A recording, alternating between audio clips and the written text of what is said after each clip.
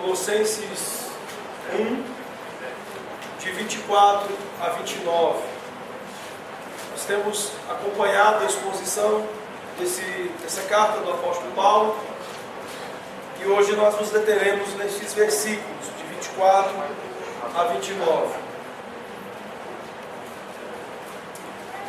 Diz assim a palavra do Senhor: agora me regozijo nos meus sofrimentos por vós, e preencho o que resta das aflições de Cristo na minha carne a favor do seu corpo, que é a igreja, da qual me tornei ministro de acordo com a dispensação da parte de Deus, que me foi confiada a vosso favor, para dar pleno cumprimento à palavra de Deus. O mistério que estivera oculto dos séculos e das gerações, agora todavia se manifestou aos seus santos, aos quais Deus quis dar a conhecer qual seja a riqueza da glória desse mistério entre os gentios, isto é, Cristo em vós, a esperança da glória, o qual nós anunciamos, advertindo a todo homem, ensinando a todo homem em toda sabedoria, a fim de que apresentemos todo homem perfeito em Cristo. Para isso é que eu também me afadigo, esforçando-me o máximo possível, segundo a sua eficácia que opera eficientemente em mim. Oremos. Senhor nosso Deus, nosso Pai, nós estamos diante da Tua palavra que nos revela o Teu Filho, que nos dá conhecimento a respeito da glória, da grandeza, da supremacia do nosso Senhor Jesus. Ó Deus, e que palavra essa que nos instrui, que nos informa, mas da qual nós, neste momento, em torno dela, queremos colher mais proveito. Portanto, ó Deus, nós te suplicamos que Tu, ó Deus, nos assista com a Tua graça, com a direção do Teu Santo Espírito, de maneira que somente seja dito aquilo que corresponda à palavra do Senhor aos Teus santos esta noite. Do mesmo modo, ó Deus, que o Senhor torne cada ouvido sincero, cada coração pronto a ouvir, a receber a Tua palavra, Deus, e a praticar como nós fomos advertidos no início desse culto. Portanto, Senhor, nos instrua e nos conceda da Tua graça, através do alimento desta palavra, desta porção das Escrituras, na qual nós nos deteremos neste momento. É o que nós pedimos no nome do Senhor Jesus. Amém. Amados, nós, desde o início do capítulo 1, desde a saudação da oração do apóstolo Paulo, nós temos visto a sua preocupação em expor a supremacia da pessoa e da obra do Senhor Jesus Cristo. Aqui o apóstolo Paulo, nos primeiros versos, ele falou da centralidade do Evangelho em tornar a igreja de Colossos quem eles eram, de o Evangelho ser importante, central e determinante, e a única coisa que faz com que a igreja seja chamada igreja, que o povo de Deus seja chamado povo de Deus, que os santos sejam chamados santos, santos e amados do Senhor. E então Paulo, desde o verso 13, ele vai se deter de maneira mais específica a respeito da supremacia da pessoa do Senhor Jesus Cristo. E ele vai fazer isso expondo a respeito da plenitude e da descrição da sua obra em relação a Deus e em relação a toda a criação. Nos versos de 15 a 18, Paulo vai tornar isso ainda mais claro, afirmando esta supremacia, esta preeminência de Cristo sobre todas as coisas. E dos versos 21 e 23 que nós ouvimos pela manhã, na exposição do pastor Carlos, nós vemos claro o propósito e a aplicação dessa obra. Nós vemos o porquê Jesus, ele realizou obra tão grandiosa, que existe não apenas em relação aos seus redimidos, mas em relação à própria divindade, os seus planos, e em relação a toda a criação, que será juntamente redimida com todos os santos do Senhor. E este propósito, esta aplicação da sua obra, foi apresentado em dois aspectos importantes. O primeiro foi no verso 21, o fato de Paulo ter nos apresentado de que havia uma alienação passada que foi descrita pelo apóstolo Paulo como inimizade contra Deus. Nós estávamos alienados de Deus. E a respeito disso, o verso 22 diz que a obra de Jesus cumpre o propósito de estabelecer uma reconciliação. E esta reconciliação é que deve nos colocar claramente no entendimento da supremacia, da preeminência do papel de Cristo, no fato, quanto ao fato de estarmos reconciliados com Deus. Jesus não é meramente o Salvador das nossas vidas. Ele é o Senhor e não é qualquer Senhor das nossas vidas. Ele é o Senhor supremo. Ele é tudo nas nossas vidas. É essa a argumentação do apóstolo Paulo até aqui. E agora ele chega aqui nesses versos de 24 a 29 para falar sobre a supremacia de Cristo no nosso próprio ministério, na nossa própria atuação, naquilo que temos a fazer dentro de um chamado, de um mandato, de uma separação que Deus fez de cada um de nós em relação a esta mesma obra, a este mesmo evangelho que tem sido nos apresentado até aqui. A propagação da obra de Jesus Cristo, então, passa a tomar lugar aqui nas palavras do apóstolo Paulo, nestes versículos. A água do deserto, tendo sido apresentada, tendo sido endereçada aos destinatários, aos ouvintes de Colossos, agora é colocada para estes irmãos como algo muito precioso, que precisa ser propagado, que precisa ser compartilhado. Há muitos comentaristas, estudiosos, que ao comentarem várias passagens do Antigo Testamento, eles mencionam o fato de que era um crime você saber onde havia água no deserto e não contar isso a ninguém, e não comunicar isso às outras pessoas. E é exatamente isso que Paulo começa a fazer aqui nesses versos de 24 a 29 e depois dos primeiros versículos do capítulo 2. A ideia clara de que esta obra do Senhor Jesus Cristo que nos foi apresentada aqui, esta supremacia de Cristo em sua pessoa e sua obra, são essa água preciosa do deserto. Se nós formos observar lá em João 4, nós vamos perceber que Jesus se apresenta assim para aquela mulher no poço, aquela mulher samaritana que ele encontra no poço. Quando ele se descreve a ela mesmo, ele se revela a ela mesma, a ela como esta água da vida, esta água preciosa que não tem preço e que é dada gratuitamente. É a água preciosa do deserto, que muitas vezes nós descobrimos, entendemos onde ela está, onde ela pode ser encontrada, mas cometemos o terrível crime de não compartilhar, de não partilhar, propagar a informação a outras pessoas. É um pouquinho disso que Paulo fala aqui.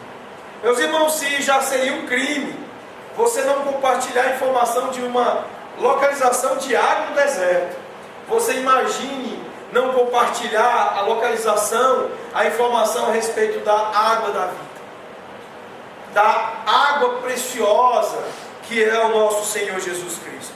Portanto, é sobre isso que Paulo começa a falar aqui, sobre ele mesmo, obviamente, sobre o seu próprio chamado, o seu próprio ministério, sobre o seu próprio envolvimento em propagar esta verdade tão preciosa de que Cristo é supremo, preeminente sobre todas as coisas, a respeito da excelência da pessoa e da obra do Senhor Jesus Cristo. Paulo certamente vai particularizar a sua maneira de se referir e de falar disso aqui. E é exatamente isso que ele começa fazendo no verso 24, quando ele diz aqui agora. E esse agora é interessante porque ele cria uma conexão com o que ele vinha falando até então. Obviamente ele faz aqui usando uma partícula de transição e ao mesmo tempo também para dar uma ideia de tempo presente, de algo presente. E ele então diz agora: me regozijo nos meus sofrimentos por vós e preencho o que resta das aflições de Cristo na minha carne a favor do seu corpo, que é a igreja. Muito interessante Paulo começar a falar da propagação do Evangelho, da proclamação, do anúncio do Evangelho, a partir de uma perspectiva pessoal e uma perspectiva pessoal de sofrimento. Meus irmãos, a atitude é tudo em relação às nossas ações. É por isso que Paulo começa aqui falar de propagação do Evangelho nesses termos, nesse tom. Qual que é a coisa mais esperada em relação àqueles que sairão para proclamar as boas novas do Evangelho? Rejeição, perseguição, consequente sofrimento, oposição. Aquilo tudo que Jesus experimentou e aquilo tudo que o próprio Paulo impôs à igreja do Senhor Jesus e a ele mesmo quando perseguia. Paulo tinha clara consciência do quanto a propagação do Evangelho, o anúncio, a proclamação do Evangelho está intimamente ligada ao sofrimento, está intimamente ligada às oposições, sofrimentos, aflições. E então ele começa aqui falando sobre algo que é muito requerido, muito importante para o nosso entendimento de como a obra, a pessoa e a obra de Jesus, expostas até aqui pelo apóstolo Paulo, precisam ser propagadas, proclamadas e anunciadas. E o primeiro ponto importante do apóstolo Paulo é a respeito da atitude mental necessária para se envolver com essa tarefa, com esse chamado. Alegria no sofrimento. Ele diz aqui: me regozijo nos meus sofrimentos por vós. Vocês se lembram que esta carta foi escrita quando o apóstolo Paulo estava preso. Ele não apenas escreve à igreja de Colossos quando está preso, ele escreve também à igreja de Filipos. Nós mencionamos aqui o fato de ele escrever a Filemon, que também era ligado a esta comunidade de Colossos. E ele certamente devia estar experimentando nesse momento dificuldades. A própria descrição que o apóstolo Paulo vai fazer o tempo todo, né? Em seus escritos, caracteriza o seu ministério como um ministério sofredor, assim como foi o próprio ministério do Senhor Jesus Cristo como o padrão máximo, o padrão de ministério do qual todos nós haveremos de experimentar o modelo, experimentar a referência para os nossos. E então, aqui ele vai retomar exatamente essa ideia. Ele vai dizer que o seu ministério é um ministério de sofrimento doloroso. Obviamente que é um ministério de proclamação, como ele vai colocar dos versos 25 a 29, que é um ministério de oração, como nós veremos domingo que vem, no capítulo 2, versos de 1 a 3. É um ministério que experimenta alegria, regozijo, mas nos sofrimentos. E Paulo então nos convoca a entender que o primeiro passo importante para entender o nosso envolvimento com a supremacia de Cristo na propagação da sua obra é entender a atitude mental necessária àqueles que são chamados para o Evangelho e, consequentemente, para compartilhar a localização da água no deserto, de compartilhar a localização desta que é a grande boa nova de toda a vida e de toda a face da terra. Alegrar-se no sofrimento. Paulo diz que ele se alegra nos sofrimentos dele, mas ele faz algumas afirmações muito interessantes nesse versículo a respeito da natureza desse sofrimento dele. Primeira coisa que eu gostaria de destacar aqui é que o próprio sofrimento aqui descrito é fonte de alegria, né? Paulo ele não é um sofredor sofrenildo, né? Ele é um sofredor alegre, ele é um sofredor satisfeito, né? E ele deixa muito claro isso já no início aqui de sua afirmação. Mas ele também deixa claro de que ele não sofre por ele mesmo. Ele não está sofrendo por conta de uma agenda pessoal, ele não está sofrendo por ambições ministeriais, ele não está sofrendo por conta de todo um plano de carreira como apóstolo que ele estabeleceu para ele mesmo. Mas ele diz aqui: os meus sofrimentos são por vós. ele sofre pelos outros, ele sofre pela igreja de Colossos e para ela, ele sofre para o bem do corpo de Cristo, ele sofre para a igreja, conforme a gradação que nós vemos nesse versículo, quando ele diz que ele preenche o que resta das aflições de Cristo na minha carne, a favor da igreja, a favor do seu corpo, que é a igreja.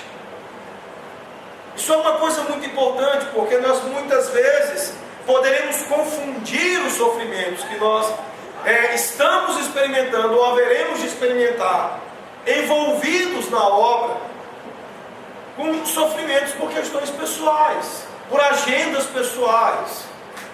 Paulo antes diz que esta atitude mental necessária de se alegrar nos sofrimentos envolve uma alegria, obviamente uma alegria pelo sofrimento, mas um sofrimento que é pelo outro, que é pela igreja, que é especialmente pela igreja com o qual nós estamos diretamente envolvidos.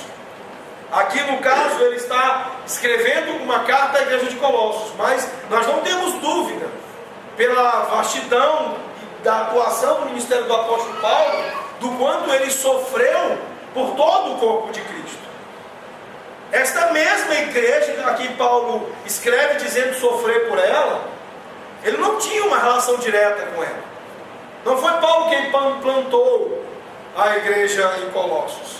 Obviamente que é efeito de seu ministério, mas nós já tomamos conhecimento de que Epáfras está envolvido na plantação desta igreja. Mas Paulo sofre por ela. Paulo sofre por uma igreja que ele não plantou, uma igreja que ele não conhecia pessoalmente, uma igreja com quem ele não havia tido contato direto.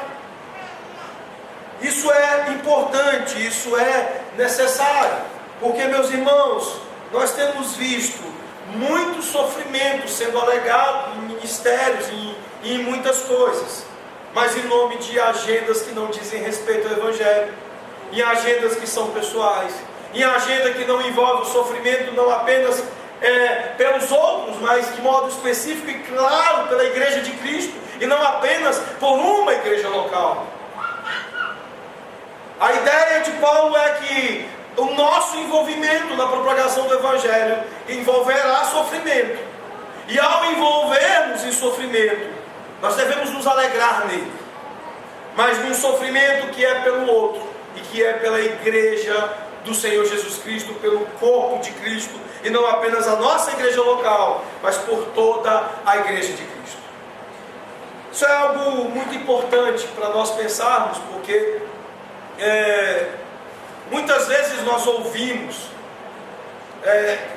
de testemunhos, de relatos muito difíceis, muito duros a respeito da igreja de Cristo, e isso não nos move os corações em nada. Nós vemos cristãos queimados no mundo islâmico, e isso nos é como notícia de jornal, mais uma notícia, mais uma informação que recebemos. Isso não produz em nós um sentimento de compadecimento. Nós não sofremos com aqueles que sofrem, costumeiramente. Nós não sentimos a dor que a igreja de Cristo tem sofrido em muitos lugares. Nós vivemos um cristianismo extremamente hedonista e localizado, onde a grande preocupação nossa é buscar a felicidade, buscar a alegria, e buscar a realização desta nossa alegria, quando muito nas nossas igrejas locais. Não há muito sentimento de compadecimento com as dores que envolvem toda a igreja de Cristo. Eu me lembro quando houve aquelas enchentes na região de Pernambuco e Alagoas, devastou muitas das nossas igrejas naquela região. A igreja de Barreiros, lá na divisa já de Pernambuco com Alagoas, ela foi completamente destruída. Vários irmãos perderam suas casas, assim como diversas igrejinhas e diversas famílias de crentes em muitos lugares. Nós temos uma dificuldade, por exemplo, muito grande, não apenas com relação, às vezes até sofremos quando vemos, poxa, aquela igreja que foi destruída em Pernambuco é uma igreja presbiteriana. Você viu que tinha uma sarça caída derrubada assim, com um pedaço de pedra caído, e era uma sarcinha verde, né? Eram os nossos irmãos. Mas se é uma igreja de cristãos na China, se é uma igreja de irmãos nossos de outra denominação aqui no Brasil, nós não nos compadecemos muito, né? Temos visto muitas vezes que irmãos de outras denominações fiéis têm sofrido de problemas de saúde, e a gente vê uma constância muito grande de pedidos de oração. Eu recebo muitos e-mails com pedidos de oração, e quase sempre assim: ore por fulano de tal, porque ele que é pastor presbiteriano. Quer dizer que se não for pastor presbiteriano não é para orar? Será que nós devemos orar apenas por aqueles que são os nossos pares na igreja local ou na nossa denominação? Paulo aqui nos ensina um valor importante para a mobilização da obra de proclamação do Evangelho. E não apenas a atitude mental correta com relação ao sofrimento, mas um envolvimento nesse sofrimento, e até mesmo um sofrimento do outro, que vai além das nossas agendas pessoais. Colossos não era, repito, uma igreja tão diretamente ligada aos afetos do apóstolo Paulo. É lógico que ele amava essa igreja, mas não havia nada muito pessoal que o fizesse amá-lo. Não havia uma placa na parede da igreja dizendo: fundada sob o ministério do apóstolo Paulo, sob o apostolado de Paulo. Ridiculamente isso tem sido visto em alguns prédios de igreja presbiteriana. Placas que ficam vinculando obra de pastores. Mas não havia uma placa desse tipo que ligasse Paulo a essa igreja. Mas os seus vínculos pelo Evangelho eram consistentes ao ponto de que ele sofresse por essa igreja. Paulo estava sofrendo por essa igreja, e isso é parte importante no seu envolvimento com a proclamação do Evangelho. É lógico que, como cristãos, meus irmãos, nós não devemos sofrer como um malfeitor. Mas a própria Escritura diz claramente que nós sofreremos pelo Evangelho. Não devemos sofrer por envolver-nos com contravenções, com crimes, mas sofrer por envolver-nos com a causa do Evangelho, pela mais pura objeção das pessoas a nós como quem objeta ao próprio Cristo.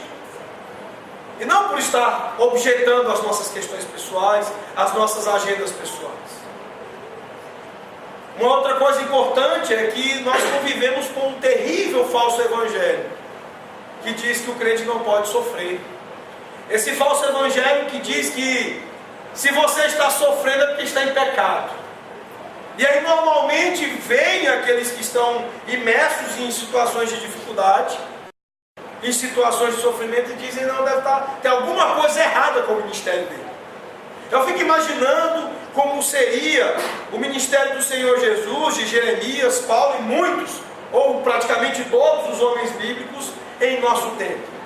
Certamente não faltariam aqueles que se levantariam e diziam: tem alguma coisa errada com o ministério de Jesus. Ele só pode estar sofrendo porque deve estar em pecado. Jeremias deve estar penando, sofrendo do jeito que está sofrendo porque está em pecado. Mas a palavra do Senhor é um convite para nós entendermos o sofrimento como uma parte importante daqueles que se envolvem com o Evangelho, daqueles que se envolvem com a proclamação do Evangelho. E nós haveremos de sofrer, e sofrer cada vez mais, quando o nosso envolvimento for para o bem do corpo de Cristo. Mas há uma outra expressão aqui que eu gostaria de considerar com os irmãos, que está no meio do versículo e diz: e preencho o que resta das aflições de Cristo. Essa é uma expressão difícil, uma expressão que tem provocado inúmeros debates, e tem inclusive proporcionado teorias, pensamentos que são heresia. Por exemplo, a heresia romana a respeito dessa afirmação, desse versículo, de achar que a obra de Cristo não é completa, não é suficiente, e que, no caso, não apenas do apóstolo Paulo, mas todos os crentes precisam completar a obra do Senhor Jesus Cristo. Os romanos, eles creem basicamente, e eu creio que os neopentecostais também pensem assim, em três coisas que cooperam para a salvação nossa. Uma é a obra do Senhor Jesus. A outra são esses complementos de obras que o homem pode fazer. Que não pensem que é só os romanistas, espíritas e outros que defendem isso. Os neopentecostais e obviamente que também os legalistas pensam que há uma suplementação de obra que coopera com aquilo que Cristo fez para que possamos ser salvos. E obviamente que para os católicos romanos do passado, possivelmente até hoje, e para os neopentecostais há ainda um terceiro ingrediente, que é a tal da indulgência, né? Havia indulgência na época da Reforma, e há hoje as novas indulgências estabelecidas e instituídas por neopentecostais. Mas essa expressão "e preencho o que resta das aflições de Cristo" não tem nada de consistente que possa ter de consistência com relação ao resto do que o apóstolo Paulo diz sobre uma ideia de se completar o que Cristo fez. O apóstolo Paulo, em todos os seus escritos, deixa muito claro de que a obra de Cristo é completa, de que a obra de Cristo é absolutamente suficiente para a salvação de todos nós. Lá em 1 Coríntios 1,13, ele inclusive, ao indagar os partidos e as divisões que haviam, que existiam na igreja de Corinto, ele questiona: acaso Cristo está dividido? Foi Paulo crucificado em favor de vós? Ou fostes porventura batizados em nome de Paulo? Como é que Paulo poderia completar a obra expiatória do Senhor Jesus? E há um dado exegético importante de que esta expressão aflições, o original grego usado aqui pelo apóstolo Paulo, jamais é utilizado no Novo Testamento para se referir às aflições redentoras de Cristo. Aqui é um sofrimento típico daqueles que sofrem na vida já redimida, e não como uma expressão de suprimento à redenção que nos é oferecida pelo Senhor Jesus Cristo.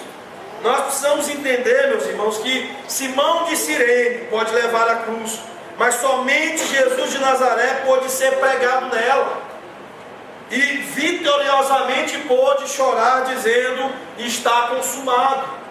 Não é essa a ideia desse versículo, e nós não devemos assumir a ideia do sofrimento no ministério como um tipo de preenchimento ou de complemento àquilo que Cristo fez.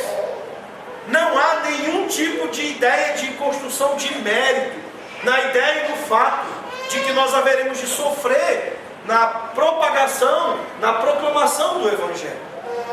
Portanto, o nosso trabalho no Evangelho envolve sofrimento, envolverá duras perseguições, lutas, mas nada disso será entesouramento de mérito em nosso favor. Nada disso haverá de complementar ou de preencher no sentido redentivo, no sentido salvífico, aquilo que Cristo fez por nós.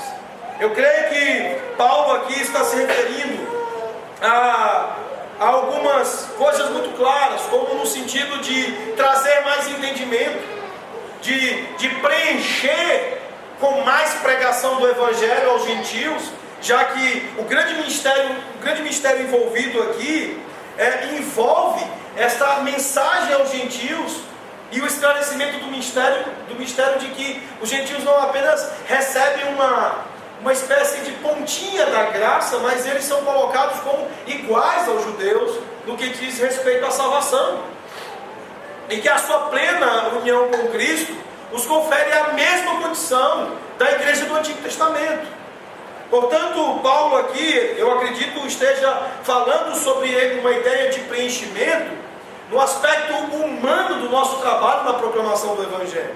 A nossa cooperação para que o Evangelho seja mais e mais pregado, e para que ele seja melhor e melhor pregado.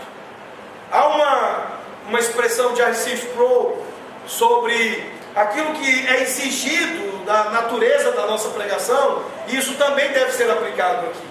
Este preenchimento, como não é mérito pelo simples experimento do sofrimento, ele também não deve ser mérito pelo esforço nessa ideia de se fazer mais pelo Evangelho. O R.C. Sproul diz que o que é importante não é pregar bem, mas pregar o evangelho correto.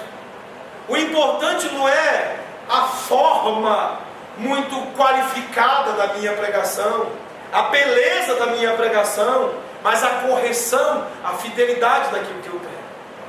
Portanto, o que é importante numa pregação é o evangelho, não o estofo que nós queremos dar a ele, não a couraça de beleza que nós queremos dar a ele, com aspectos da nossa cultura e com aspectos de riqueza do nosso próprio mundo, da nossa própria vida.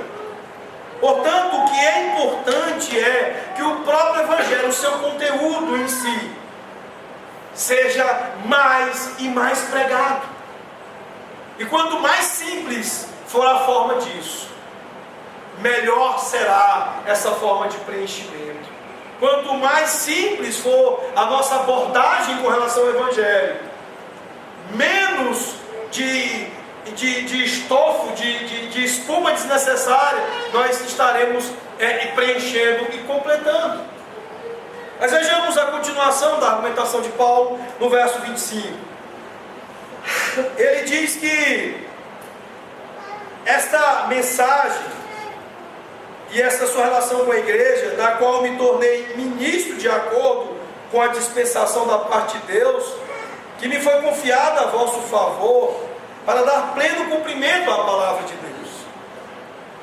A coisa interessante de Paulo aqui é que ele repete a origem do seu ministério que ele faz lá em Romanos capítulo 1. O tempo todo Paulo está procurando deixar claro a origem da sua palavra. Em Gálatas 1 também ele vai se preocupar em deixar isso claro para os irmãos da Galácia, a origem do seu ministério. Paulo ele está deixando claro de que ele é um ministro, mas a palavra utilizada aqui no original é a ideia de um servo. Ele é um servo do evangelho para esta igreja, e ele deixa claro de que foi com a dispensação da parte de Deus. É um mandato divino, é um comissionamento, um chamamento divino. Não foram homens que fizeram com que Paulo se envolvesse com a proclamação do evangelho. Paulo aqui não deve o seu ministério de anúncio do evangelho a uma denominação, a uma igreja, humanamente falando, mas o seu ministério procede de Deus. E isso é extremamente importante, porque eu creio que aqui nós começamos, por exemplo, a distinguir proselitismo de verdadeira evangelização, de verdadeira proclamação do evangelho. Nós temos normalmente uma consciência de que nós estamos trabalhando para denominações, para igrejas locais, e não para o próprio Deus. Isso é extremamente importante, porque nós precisamos entender a origem dos nossos ministérios para saber a quem devemos dar conta. Normalmente nós achamos que devemos dar conta a homens, mas nós daremos conta diante do tribunal de Deus ao próprio Deus, meus irmãos. Paulo ele então diz que ele foi chamado para o ministério da pregação, e a natureza da mensagem que ele pregava era a revelação desses mistérios de Deus do Antigo Testamento, que agora iam se tornar claros para os gentios, que agora seriam clarificados para aqueles que de fato seriam o povo de Deus entre os gentios. E ele, no verso 28, ele vai falar sobre o método dessa pregação, e no verso 29 sobre o método dessa pregação. Portanto, ele começa falando da sua origem, e então depois ele fala do conteúdo, ele fala do método e ele fala do propósito. E essas são lições importantes para aqueles que querem se envolver com o anúncio do evangelho. Vejamos a continuação, quando ele diz no verso 26: o mistério que estiver oculto dos séculos e das gerações, agora todavia se manifestou aos seus santos. Tem havido entre nós uma ideia de tentar fazer com que as pessoas entendam a mensagem a todo custo. Vocês já ouviram várias coisas desse tipo, né? Há uma ideia, por exemplo, de que nós temos que pegar para as crianças a mensagem numa linguagem delas. há uma ideia não apenas disso em relação às crianças, mas em relação até a grupos e culturas. Por exemplo, se eu for pregar o Evangelho para um grupo de, digamos assim, do gueto urbano, eu tenho que pregar falando gíria. Vocês já devem ter visto por aí o protótipo ou estereótipo de pastor de jovens que se criou em nosso tempo, né? De que o pastor de jovens tem que falar como jovens, mas não como jovens normais, mas como os jovens do nosso tempo, que assassinam o português, que falam gírias, que tem um jeito esquisito de falar, né? Vamos dar nome aos bois aqui. E assim várias outras expressões. Paulo está indo na contramão dessas coisas. Ele começou indo na contramão quando ele falou de sofrimento. Ele está indo na contramão quando ele deixa claro a procedência do seu ministério, que é divina, e o compromisso dele, que é o pleno cumprimento da palavra. E agora ele deixa claro, aqui nesse verso 26, que não é todo mundo que precisa entender a palavra. Esses mistérios continuarão sendo mistérios, assim como toda a Bíblia é um grande mistério, àqueles que não são santos do Senhor. Claramente, a manifestação da revelação, do entendimento das coisas ocultas a estas gerações é apenas aos santos. Somente crente vai entender aquilo que o Evangelho tem a comunicar. Nós não precisamos nos preocupar tanto em decodificar as coisas. Há um outro equívoco igual a esse, estabelecido culturalmente, com relação às parábolas. Você já deve ter ouvido em algum momento alguma pessoa argumentar em favor de mais didática dentro da igreja, de digamos assim, um uso maior de métodos de ensino que tornem cada vez mais claras as coisas, a partir do momento que Jesus usa parábolas. As pessoas usam do fato de Jesus usar parábolas como forma de Jesus estar, está vendo, olha, por que não pode usar teatro, não sei o que, Jesus não usava parábolas. E nós sabemos pela Escritura que Jesus usava parábolas para que nem todos entendessem. O objetivo não era fazer com que as pessoas entendessem, ou o contrário, era fazer com que as pessoas não entendessem. E é isso que Paulo está chamando-nos a atenção aqui no verso 26. Esse mistério que estivera oculto dos séculos e das gerações, agora todavia se manifestou não a todos, mas apenas aos seus santos. Não é todo mundo, gente, que vai entender. Não serão todos que irão entender as maravilhas do Evangelho. Essas riquezas insondáveis de Cristo, que para muita gente é uma enorme dificuldade, continuará sendo, se não se tratam dos santos do Senhor. E aí então a igreja muitas vezes é entulhada de joio, é entulhada de gente em conversa, e há uma ideia grandiosa por parte dos homens de que nós precisamos fazer todo o esforço do mundo para decodificar os mistérios de Deus àqueles que não irão entender, por mais que nos esforcemos. Portanto, Paulo continua: aos quais Deus quis dar a conhecer. A esses Deus quis dar a conhecer. E Ele não dará a conhecer àqueles que nós tentarmos convencer com ginástica russa, com malabarismo, com palhaçada, com todo tipo de tentativa cultural de decodificar o Evangelho na linguagem deles. Isso, na verdade, resultará apenas em mais subproduto de falso Evangelho. Isso apenas irá continuar a produzir aquilo que sempre produziu: confusão e ainda mais confusão. Portanto, é apenas aos santos, àqueles que de fato irão entender a simplicidade desta obra proclamada do Evangelho, a quem o apóstolo Paulo diz que nós devemos nos envolver neste anúncio e nessa proclamação do Evangelho. É a esses aos quais Deus quis dar a conhecer. E conhecer o quê? Qual a riqueza da glória deste mistério entre os gentios? A grandeza do fato de que a salvação não é apenas para os judeus, Mas a salvação não está sendo pobremente estendida aos gentios, numa escala de menor significação. Não, judeu igual a gentil, no que diz respeito à salvação. É isso que Paulo quer falar aos santos gentios que ainda não foram alcançados.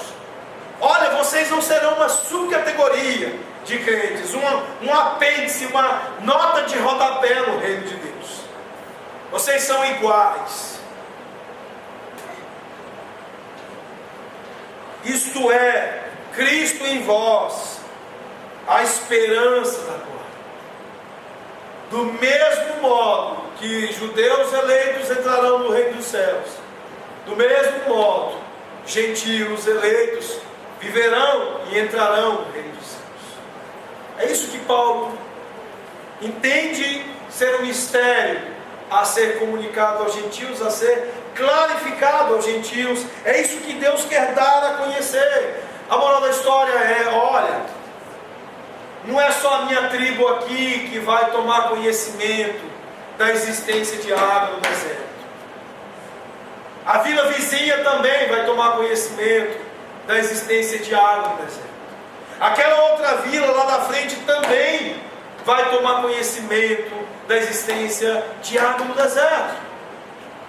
Portanto, não é apenas no âmbito da Igreja Presbiteriana do Brasil que há salvação, mas há salvação a ser proclamada em todos os cantos e recantos deste país, como Igreja do Senhor Jesus Cristo. Se já é complicado aceitar esta divisão de judeus e gentios, e os gentios são uma categoria inferior, imagina quando nós o fazemos sob o aspecto denominacional. Eu queria nesta noite deixar isso claro para vocês. Os presbiterianos não são a elite do reino de Deus. Entendam isso. Presbiteriano é igual, e isso se não for joio, é igual a qualquer crente verdadeiro de qualquer denominação. Em todos nós, Cristo habita a esperança da glória. Isso é importante de nós entendermos quando nos envolvemos com a obra de proclamação e de propagação do Evangelho. Entendermos que a água precisa ser compartilhada, e que ao compartilharmos estas águas, esta água, nós não faremos com a ideia de achar que o presbiteriano é o novo judeu, de acharmos que nós somos o novo Israel, a Igreja Presbiteriana do Brasil. Não, é a Igreja do Senhor Jesus Cristo. Os santos para os quais o Senhor quis dar a conhecer a riqueza da sua glória, o fato de Cristo habitar em nós, a esperança da glória. E no verso 28, Paulo continua dizendo: o qual nós anunciamos. Anunciamos não outro, mas Ele, Cristo, o Senhor. Nós não anunciamos aqui a salvação, ou os benefícios, ou as vantagens que o nosso grupo tem para dar. Nós não anunciamos a nossa própria perfeição, a perfeição do nosso grupo, mas anunciamos o Senhor Jesus. Ele é o próprio Evangelho. Esse é o Evangelho a ser comunicado. Portanto, as mulheres, as senhoras da SAF que acham que é uma grande boa nova se reunir para anunciar qualquer outra coisa, como a estima, ou me descobrindo como uma mulher. Esses dias eu vi uma chamada de um encontro de mulheres aí que eu fiquei horrorizado, porque a palavra era justamente a contramão daquilo que o pastor Carlos falou pela manhã sobre a grande ênfase que existe em nosso tempo quanto à autoestima. É algo como se descobrindo bela, bonita, uma coisa assim. Mas enfim, Paulo diz que nós anunciamos Cristo. E como nós devemos anunciar o Senhor Jesus Cristo? Advertindo a todo homem, e ensinando a todo homem em sabedoria, em toda sabedoria, a fim de que apresentemos todo homem perfeito em Cristo. O objetivo de Paulo não é apresentar nenhuma outra coisa e nem mesmo criar um método diferente. Mas esse mesmo modo, advertência e ensino, já foi um modo padronizado pelo Senhor Jesus. O ministério do Senhor de Jesus é de advertência ao arrependimento, à condição de pecado. Esta é a grande advertência do Evangelho. Arrepende-te e crê no Senhor Jesus. Você está morto em teus delitos e pecados. Você se separou de Deus. Você é inimigo de Deus. Arrependa-se e creia no Senhor Jesus. A água do deserto, a água viva, aquilo que é o único meio para voltarmos a estar bem com Deus. E ensinar para a santificação, para o desenvolvimento deste caráter do Senhor Jesus Cristo, que faz com que estes homens sejam apresentados perfeitos em Cristo. Isso é o Evangelho, isso é evangelização, nada mais do que isso. Advertência e ensino, advertência e ensino. E nós devemos fazer isso em toda a sabedoria, e não há como se fazer numa sabedoria que nega a sabedoria de Deus. Que sabedoria é essa que arrogantemente tenta se apresentar em moldes e modos melhores do que a maneira como Jesus apresentou? Queremos ser artífices de métodos mais interessantes do que o do Senhor Jesus? Eu fico imaginando o colégio apostólico, reunido, e Jesus provavelmente pensando assim: nós precisamos de novas técnicas de evangelização, meus irmãos. Vamos aqui fazer uma brainstorming, para nós descobrirmos aqui através de uma tempestade cerebral, de ideias aqui, qual a melhor forma de evangelizar. Aí você imagina, por exemplo, Pedro propondo, olha, a gente podia fazer o seguinte: vamos montar uma equipe de teatro aqui, vamos reunir aqui os 11 aqui, na época ainda os 12, vamos reunir os 12, imagine quantas personagens nós podemos interpretar com 12. Imagine depois Paulo reunindo todos os seus cooperadores e tentando elaborar uma forma mais interessante de se apresentar o Evangelho. Eles não fizeram isso. O ministério de Paulo continuou comprometido em anunciar Cristo, e anunciá-lo com advertência e ensino, e anunciá-lo nos mesmos moldes como ele mesmo se revelou e se anunciou, e nos mesmos moldes que ele entregou à igreja. Este sempre foi um grande compromisso do apóstolo Paulo, como ele tinha consciência da procedência do seu chamado. Ele sempre atuou, do mesmo modo como ele se refere lá aos Coríntios, quando ele fala da ceia. Estou passando para vocês aquilo que eu recebi do Senhor. Esse método de evangelismo, esse método de anúncio do Evangelho, foi o que eu recebi do Senhor. E é isso que eu estou ensinando a vocês. E no verso 29, Paulo diz: para isso é que eu tenho me afadigado, é para isso que eu me afadigo, esforçando-me o mais possível, segundo a sua eficácia que opera eficientemente em mim. Paulo aqui destaca algumas coisas muito importantes para nós concluirmos o nosso entendimento sobre a natureza do nosso envolvimento com o Evangelho e a proclamação do Evangelho. Primeiro, ele fala sobre um gasto de energia. Ele se afadiga, ele se esgota pelo Evangelho. Ele se gasta pelo Evangelho. Ele se esforça o máximo possível. E ele deixa muito claro de que tudo isso é porque a eficácia da graça do Senhor opera eficientemente nele. Ele não é presunçoso, ele não é arrogante, mas ao mesmo tempo ele não nega a verdade do requerimento, da exigência, da natureza do nosso envolvimento com o Evangelho, como algo com o qual nós devemos nos gastar, com algo que devemos ter um profundo envolvimento. Muitos de nós, muitas vezes, somos tentados a pensar que a nossa vocação não é ser ministro, a nossa vocação não é ser pastor, então, portanto, certamente que eu não vou me gastar tanto quanto o apóstolo Paulo. Ah não, se eu sou vocacionado para ser advogado, eu tenho que me gastar na advocacia. Paulo era vocacionado no ministério, então ele tem que se gastar, se saturar, obviamente, do seu ministério. Mas aquilo que Paulo está falando aqui sobre o seu gasto, o seu esforço, não é apenas uma função apostólica específica. Mas ele deixa bem claro na transição que ele fez no verso 24, quando ele diz, olha, agora que eu disse tudo isso para vocês, eu vou falar essas coisas. Então, a relação disso que Paulo fala aqui, é com as coisas anteriores, é com o fato de que Cristo é supremo, é central, é preeminente, não apenas na vida de apóstolos, mas na vida de todos os crentes.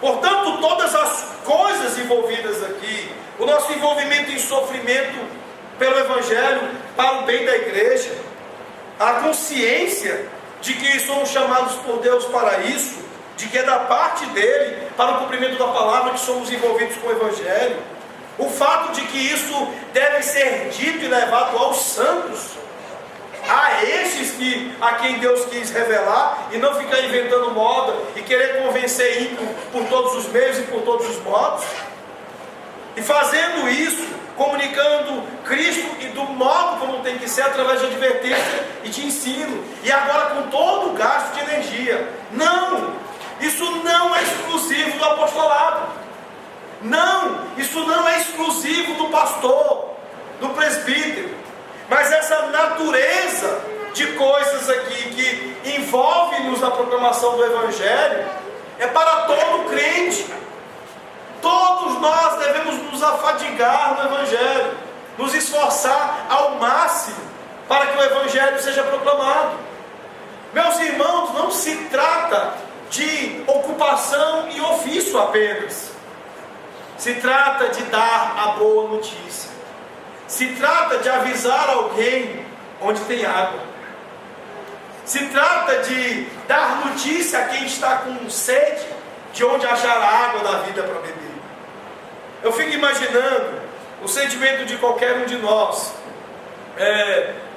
quando se converte, através da ação, da iniciativa, da proclamação do Evangelho, feita obviamente por algum irmão, e nós nos encantamos com as maravilhas do Evangelho, e então a gente olha para aquele nosso amigo, aquele nosso familiar, que já conhecia todas essas coisas, e ficava escondendo o olho, né? Escondendo a existência da fonte.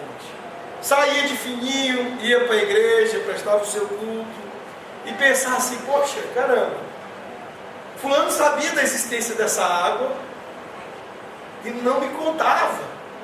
Eu precisei ouvir de um estranho, de um colega de trabalho, meu irmão sabia disso, e eu soube por um estranho. Você deve imaginar que sentimentos confusos, para dizer o mínimo, devem habitar a cabeça de pessoas que tomam conhecimento do Evangelho, através de outros, depois de experimentar a negligência de pessoas próximas. O R.C. Sproul, ele teve um episódio muito engraçado lecionando para futuros pastores. Um rapaz chegou para ele e disse assim, o senhor é pastor?